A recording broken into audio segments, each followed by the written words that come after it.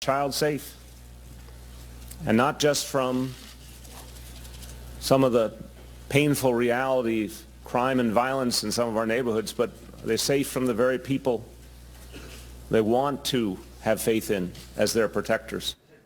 Well, in the wake of a grand jury decision not to indict a New York City police officer in the chokehold death of Eric Garner, those comments from New York City Mayor, he is Mayor, Bill de Blasio this week, and some cops say he threw them right under the bus. De Blasio now ordering a retraining of all police officers in New York City. The question is that necessary, and will it do more harm than good? Here now, retired NYPD inspector and founder of the Cordero Group, Joe Cordero. Joe, thanks a lot for joining us this morning. Thank you for having me. So if you listen to look, most people consider the New York City Police Department the single best police department in the world that presided over the single largest drop in crime in human history. You listen to the mayor, he makes it sound like the police department is a threat to ordinary citizens, which is true. The most effective, the most professional police department in the country, yes, no doubt. And their achievements are undeniable.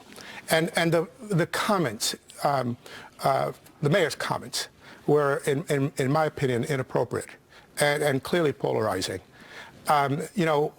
He talked about centuries of racism leading us to this particular event. Right. And then as a solution, the administration offers training. You don't train racist cops. Well, see, this is where you're missing me. So I watched the Cordero tape. I mean, not the Cordero tape. This is the Garner tape, excuse me.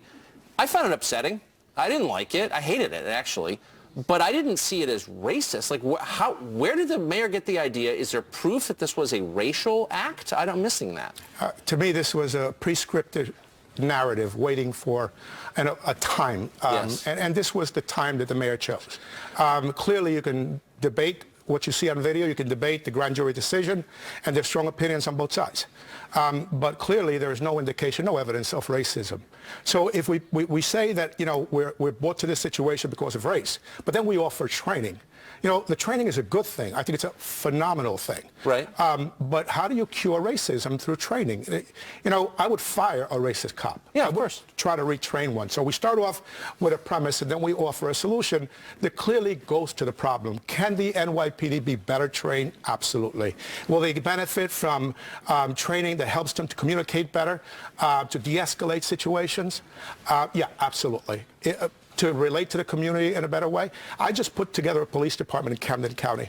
And I started off by saying all new cops need to go to these communities on foot, introduce themselves, find out what's going on in the community, prioritize the problems that community feel are important, and then develop a plan to attack. So I mean, very quick, what do you think the odds are that 2 years from now, New York City's crime rate will be considerably higher than it is today?